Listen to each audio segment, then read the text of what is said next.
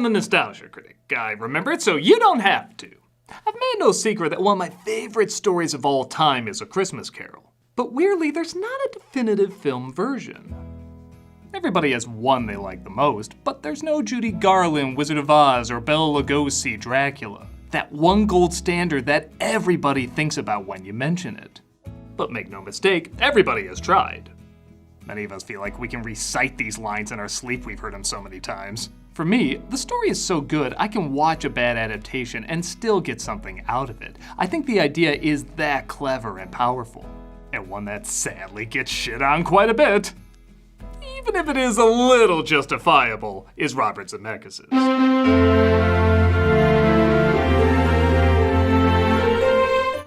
Oh, Zemeckis. The 2000s are doing you hard, aren't they?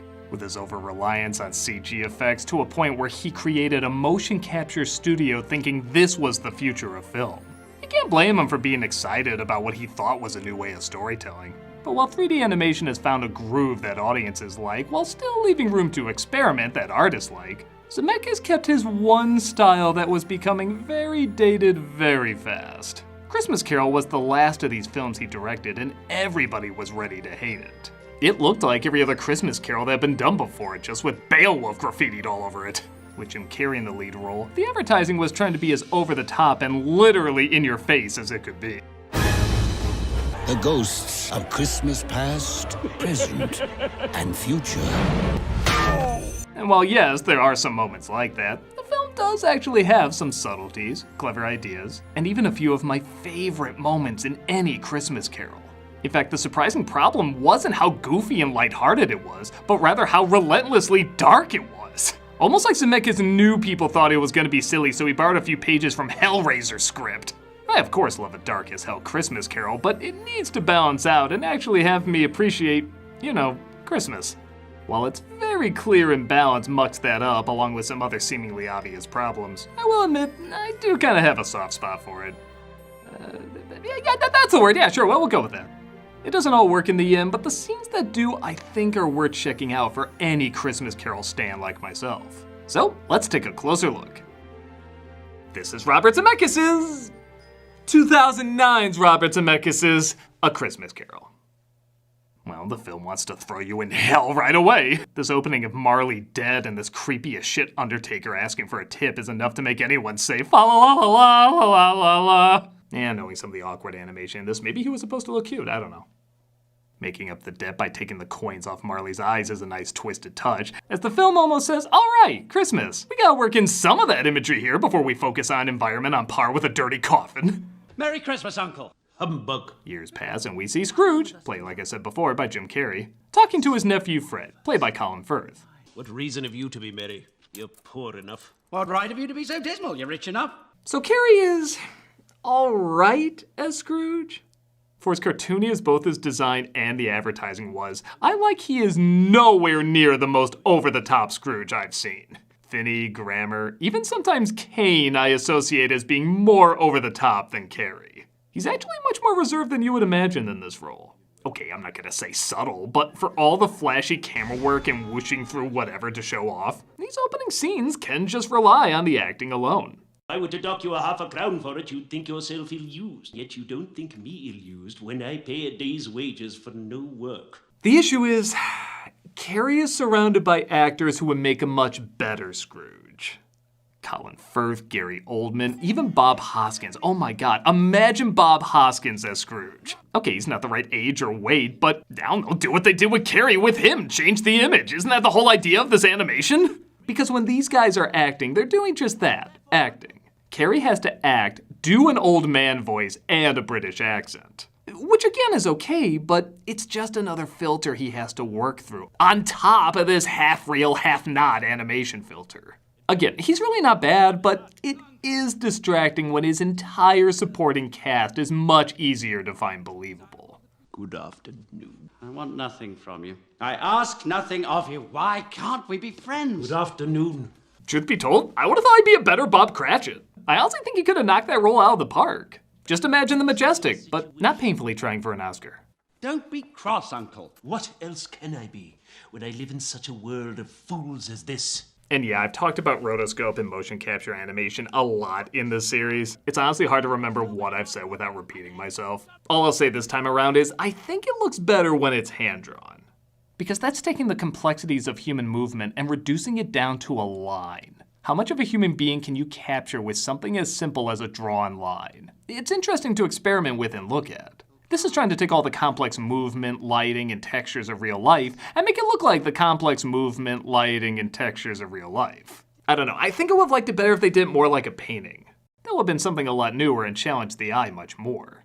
As is, it's basically Polar Express remastered. And you can hear my pros and cons on that in the other review. Be here all the earlier the next morning. So, okay, you know the drill. Scrooge gives Bob Cratchit, played by Gary Oldman, the day off, which causes him to celebrate in this strange way. Did you like the way they animated the face of one of Shrek's babies onto him? Da-da! Why does everything seem to happen to me? Scrooge sees the face of Marley on his door, and again, give the film credit, it really does take time to build up the suspense. Maybe a little too long.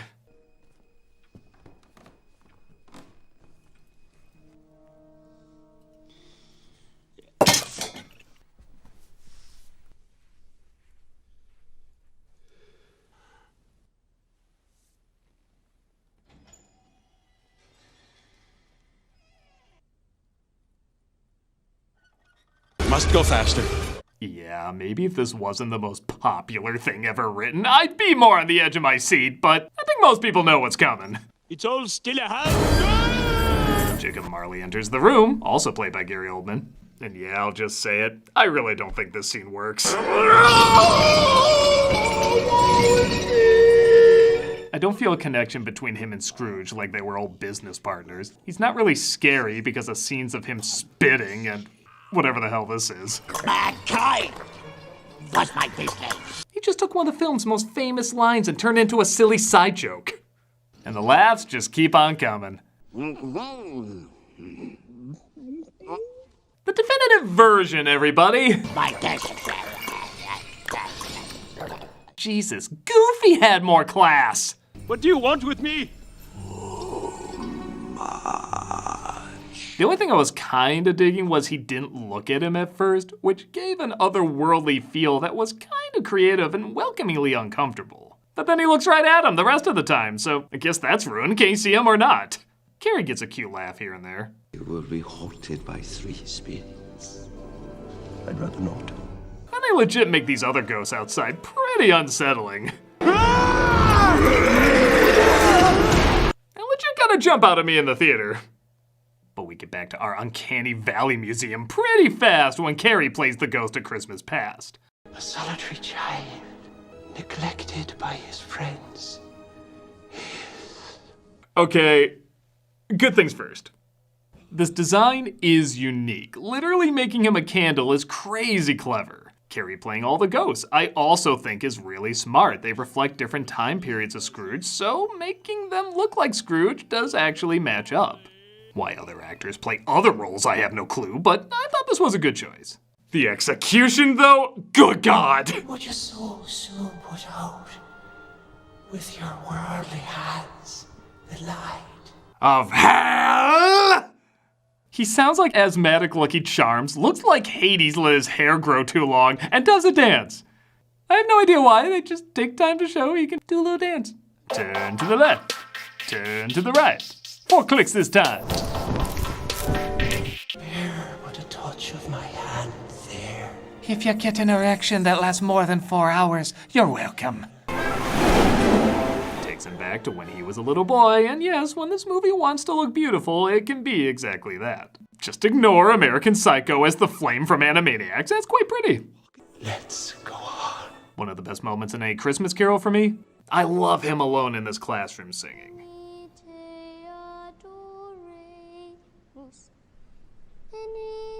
The animation, the camera work, the lighting, all of it's both really soothing and kind of unsettling. I think it's one of the few moments where the Uncanny Valley actually adds to the uncomfortable feel. I also gotta say, even though I love to see him as Scrooge, Hoskins practically seems born to play Fezziwig. Yes, home, lads! No more work tonight! It's Christmas Eve! He hasn't been this happy since he heard Mario Brothers wasn't getting a sequel. But I'm sorry, what the hell's going on here?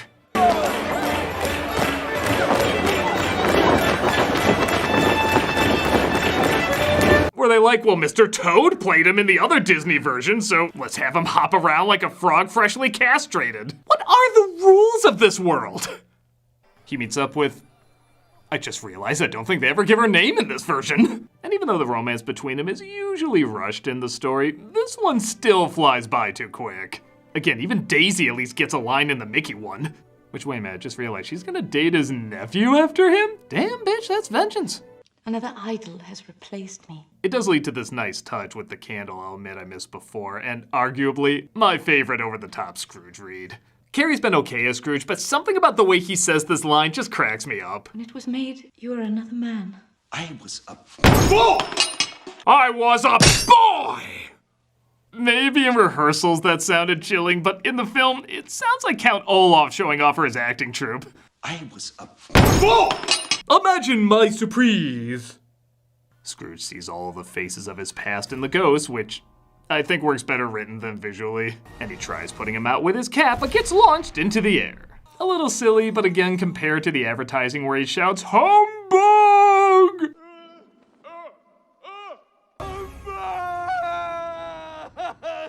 I can't say it's that bad. Oh, I had a dream. I ruined 2 Christmas classics. Nope, just one.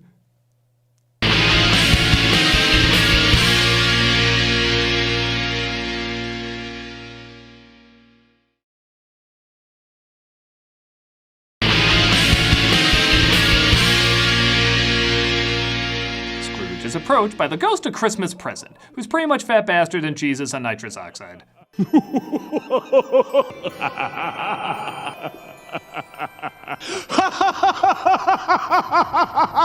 I didn't think I could be out-weirded by Lumiere's equivalent of Freddy Krueger, but this half-baked and living color character sure is coming close.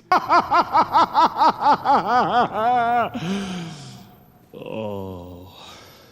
Can I go now? Okay, yes, his acting is really awkward here, but there are some legit great moments. Firstly, the way they travel is extremely unique. They stay in the house and it appears to fly while they look down through the floor. That doesn't sound like that would work, but the camera movement, the animation, and even the music really make it a one-of-a-kind experience.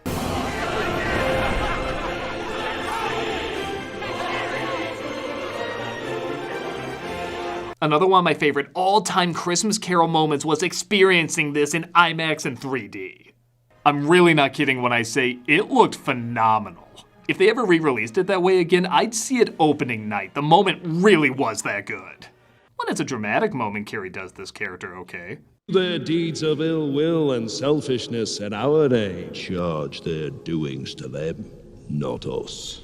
And again, I love feeding into the idea that these ghosts are kind of versions of him when he literally turns into him saying his own lines back to him. If he is to die, he had Better do it and decrease the surplus population.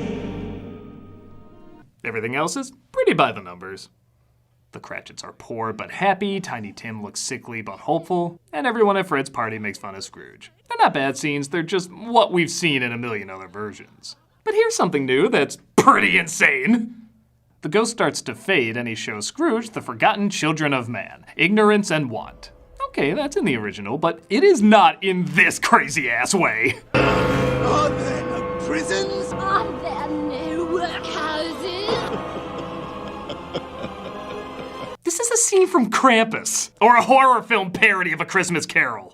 Yeah, I think I just gave them their next one. Okay, Billy, you can stop hiding under the sea. Christmas Carol can't be scary longer than— What issues are you working through, Zemeckis? Na-na-na-na-na. Oh, but don't worry, the scary part of the film starts now, right? Wasn't this so well balanced out?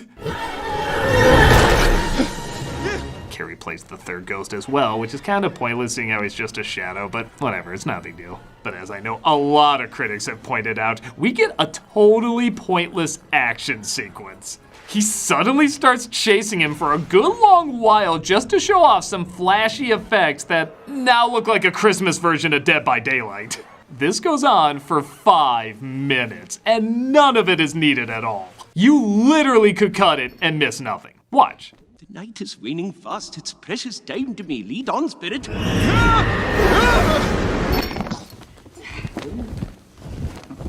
Would you even know they left out the essential moment of Scrooge as the ant bully? Christmas pudding, no doubt. What was the point of that? I'm gonna say you took him down while he was lying there. Luckily, when the story returns, it does get back to form. Much of Christmas futures as you've seen in other versions, but we are given by far the best scene in the entire movie and easily one of the best moments of any Christmas Carol. Please don't be great. When it's revealed that Tiny Tim did in fact die, Cratchit tries to keep it together and walks away from his family. He stops right in front of Scrooge, having no idea he's there, and lets out all his unfiltered sadness. Holy shit, is that brilliant! Scrooge has nowhere to turn. He has to look at this raw emotion straight in his eyes. And because Bob has no idea he's there, he's letting out his deepest sorrow for what he thinks is no one to see. Standing ovation, a million chef's kisses, this scene alone justifies this film's existence. The following again is pretty standard. He sees his grave, vows to change, and big scary music plays. I will honor Christmas in my heart and try to keep it on the air. The one thing they do that's kind of fun is the shadow gets more and more three-dimensional as his time nears its end. Like the future is becoming more and more real the longer he keeps things the way they are. Again, there are some clever ideas in this. Merry Christmas! Scrooge is returned home, though, and discovers it's Christmas Day. Again, it's all pretty standard, except for the maid thinking he's gone mad. That legit got a good laugh out of me. Next year we must have this dinner at my house. I insist. And once more, it'd be so easy for Carrie to go too big here, but he gives the proper amount needed. I buy it. And Scrooge was better than his word. He did all that he said he would. Wait, weren't we reading a book? Was Bob Cratchit Charles Dickens the whole time? What are the rules? As good a man as the good old city ever knew. I do love that his movement from right to left slowly wipes to the future, where we see Scrooge with Tim saying the final line. It's a tiny touch, but I love little moments like that. God bless us, everyone. And even though I can't say the big picture works, the little moments do go a long way. This Christmas Carol is sloppily ambitious. Of course the story is dark, but it focuses way too much on that, giving us little time to appreciate the joyful moments in Lust for Life. Which is ultimately the story's goal. It's not like a grown-up parody like Scrooged or something. It clearly wants to be the best one without understanding what just makes a good one good. But yes, some of the ideas and executions do really work and are incredibly clever and emotional. I'd be lying though if I didn't say the majority of the time I wasn't thinking of other versions that handled a lot of these scenes much better. So yeah, it is a little hard to give a final word on it. If you're sick of the story and seeing it everywhere, I don't think this is gonna win you over. But if you're a diehard fan like I am, I think you'll appreciate the moments that really do land in it. And, at the very least, be fascinated by the ones that don't. Yes, it's awkward, but if you know the story so well you don't mind sitting through a bit of that, you just might find enough special moments. I'm a nostalgia critic, I remembered, so you don't have to.